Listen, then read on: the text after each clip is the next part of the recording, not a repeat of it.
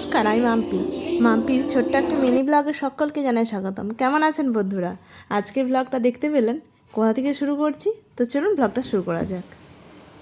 নমস্কার, আমি প্রীতি। আমি যেহেতু মাকে শাড়ি পরে দেখতে খুব পছন্দ করি, তাই আজকে মা শাড়ি পরেছে। সব নারীকেই শাড়ি পরলে খুব সুন্দর দেখতে লাগে। তো মা আমাকে আনতে যাবে বলে স্কুলে রেডি হয়ে যাচ্ছে। এখন বনি ঘুমাচ্ছে, বনি উঠে পড়লে বনিকেও রেডি করবে মা।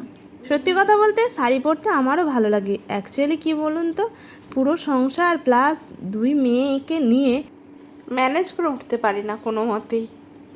কিন্তু আমার বড় মেয়ে সবসময় বলে, মা তোমাকে শাড়ি পরলে খুব সুন্দর লাগে। আমি নিজেও জানি শাড়ি পরলে আমার খুব ভালো লাগে, ইচ্ছেও করে পড়তে, কিন্তু ওই যে মেনটেন্স করে উঠতে পারি না, সেই জন্য।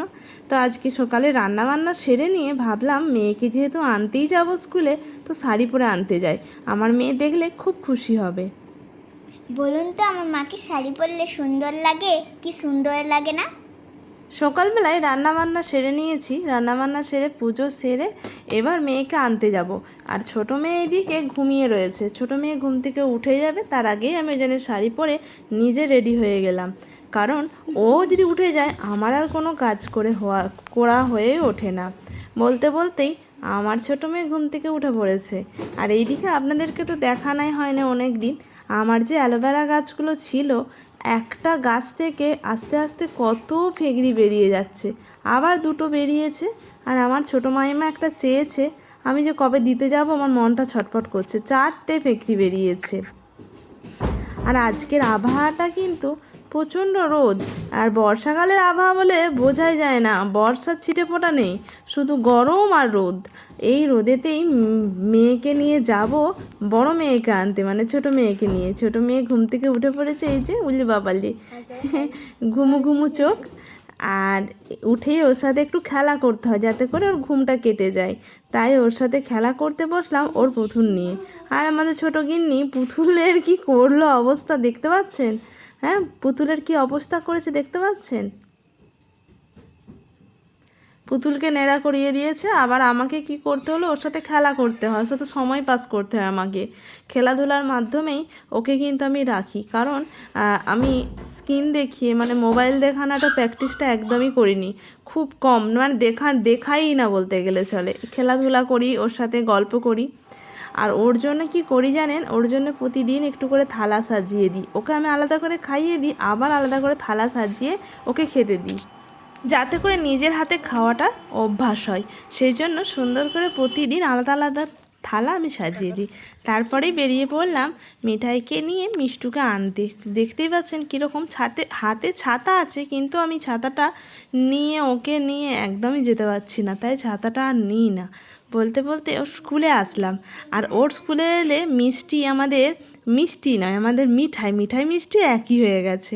মিঠাই এত খেলা করে, যতটুকু টাইম 10 মিনিট টাইম বসতে পাই, তো বসি যখন, ও এত মজা করে। আর দিদি মানে কখন আসবে ও যেমন মনটা ছটফট করে। দিদি যেই চলে আসলো, এবার দিদিকে নিয়ে বাড়ি ফিরতে হবে। আজকে না একটু টোটো করে নিলাম, আস্তে আস্তে খুব কষ্ট হচ্ছিল, মিঠাই ঘুমিয়ে পড়েছিল, সেই জন্য টোটো করে বাড়ি ফিরলাম। এবার মেয়েদেরকে খেতে দিতে হবে। ছোটো গিন্নি তো আমাদের রেডি খেতে বসবে বলে, বড় গিন্নিও আমাদের ড্রেস চেঞ্জ করে বসে পড়লো খাবার খেতে। আজকে রান্না করেছিলাম আমার প্রীতি মায়ের, মানে আমার বড় মেয়ের, ওর পছন্দের খাবার মাছের ঝোল, পেঁপে দিয়ে, গাজর দিয়ে, আলু দিয়ে, মাছ দিয়ে ঝোল করেছিলাম।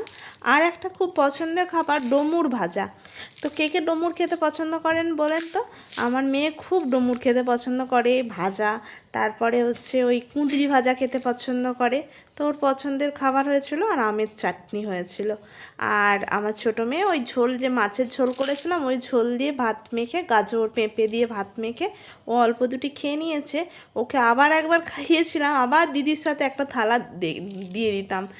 আমি আর ও দিদি যখন খাচ্ছিলাম, ওকে একটা থালা দিয়ে দিয়েছিলাম, দুটি ভাত, একটু করে সবজি, ওকে একটা খুন্তি ধরিয়ে দিয়েছিলাম। তা যাতে করে আমাদের খাবার ডিস্টার্ব না করে আর ও নিজেতে মেতে থাকে। ও খুন্তি নিয়ে ওই থালার মধ্যে রান্না করতেছিল, ঠিক আছে, রান্না করছিল, আর আমরা ওই ফাঁকে কিন্তু আমরা দুজনে মা মেয়েতে গল্প করতে করতে খেয়ে নিচ্ছিলাম। আর ও কী করছিল, রান্না করে সেই খুন্তি নিয়ে আমাদেরকেও তুলে দিচ্ছিল, মানে সার্ভ করছিল খাবার, যে মানে আমি করি এটাও দেখেছে তো সেই জন্য। এরপর মেয়েদেরকে ঘুম পাড়িয়ে দিলাম, তারপরে বিকাল হয়ে গেল, ঘুম থেকে উঠে বিকালবেলা ছাদে গেলাম। ছাদে গিয়ে দেখি কী সুন্দর একটা পরিবেশ, আর কি ভালো লাগছে। ছাদের পরিবেশটা ভীষণ ভালো লাগে, আমার বাড়ির ছাদের পরিবেশ। আর এখন পুরো বিকালবেলা ব্লগটা কন্টিনিউ করতে করতে বিকেলবেলা এসে হাজির হয়ে গেছি। আর বিকালবেলা বেরিয়েছি, আজকে অনেকটা পুরনো একটা ড্রেস পরেছি, অনেক পুরানো, অনেক দিন মানে কেনা ছিল, আলমারিতে বের করেছি আজকে। তো আজকে এই ড্রেসটা পরলাম। আর বড় মেয়ে আমার আবদার করেছে ওকে বং পিজায় নিয়ে যেতে হবে, মানে আরামবাগ বং পিজা। আরামবাগ বং পিজায় নিয়ে যাব দুই মেয়েকে নিয়ে, ওর পাপা বাড়িতে নেই, ও কিছু খেতে চেয়েছে। তো মাঝে মাঝে বাচ্চাদেরকে রেস্টুরেন্টে নিয়ে যেতে হয়, কারণ এমনি আমার বাচ্চারা বাইরের খাবার খায় না, তো একদম তো না খাইয়ে রাখা যায় না। তো অনেক দিন থেকে বায়না করছিল, তো আজকে ওদেরকে নিয়ে যাওয়ার জন্য আমি রেডি হয়েছি। কী হয়েছে? চুলটা নিজে নিজে বাঁধতে পারিস না? চুল রেখেছিস, চুল বাঁধতে পারবি না, চুল রেখেছিস কেন? এই রেস্টুরেন্টে এসে আমার ছোটো মেয়ে কিন্তু খুব মজা করছিল। মিঠাইকে রেস্টুরেন্টে গিয়ে ওখানেকার মানে লোকেরা ওকে কিছু বেলুন দিয়ে দিয়েছিল খেলার জন্য। আমি এদিকে অর্ডারগুলো সেরে নিয়েছিলাম যে কী কী অর্ডার করব।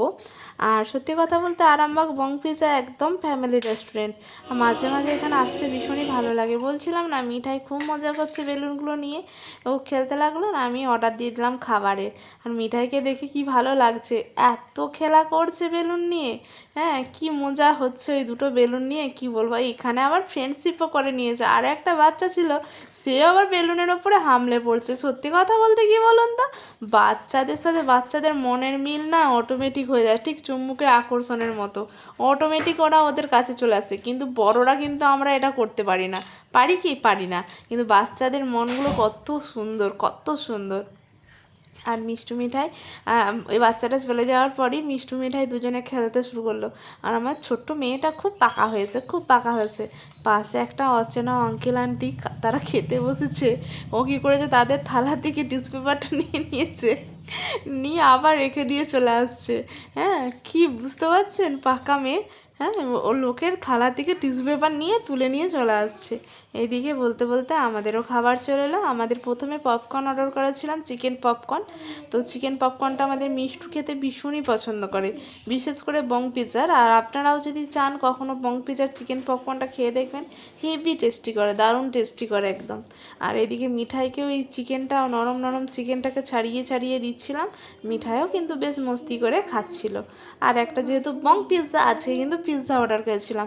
আর পিৎজা কিন্তু আমার বেশ ভালো লাগে না, আমার মেয়ের জন্য অর্ডার করা, মানে বড় মেয়ের জন্য। আর অ্যাকচুয়ালি আমার মেয়েদের জন্যই কিন্তু এখানে আসা, কারণ বাচ্চা নিয়ে থাকলে কী বলতো, বাচ্চাদের অনেক বায়না কিন্তু পূরণ করতে হয়।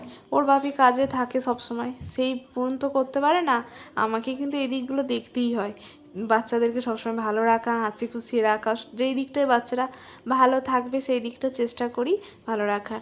মিঠাইয়ের কীর্তিকলাপ দেখতে পাচ্ছেন, হ্যাঁ কী মজা, হাসি খুশি মন, একদম রিল্যাক্সে রয়েছে, বিন্দাস একদম। হ্যাঁ, আর নিজের হাতে খেতে শিখে গেছে। ওই যে আমি প্রতিদিন ওকে সুন্দর করে থালা সাজিয়ে দিই, এইটা করে করে কিন্তু নিজের হাতে খেতে শিখে গেছে। ও কিন্তু বয়স এখনও 1.5 বছর হয় না, কিন্তু নিজের হাতে খাওয়াটা প্র্যাকটিস করিয়েছি আমি। হ্যাঁ, যতটা পারবে এটা খাবে, আস্তে আস্তে শিখে যাবে। তারপরেই চলে এলো পিৎজা। ফাইনালি ব্লগটা আজকে সারাদিনেরই ছিল, আপনারা সাথে ছিলেন, আর অনেকদিন পর একটা ব্লগ বানিয়ে খুব ভালো লাগলো। তো আজকে ব্লগটা এখানেই শেষ করছি, নেক্সট ব্লগে আবার দেখা হবে।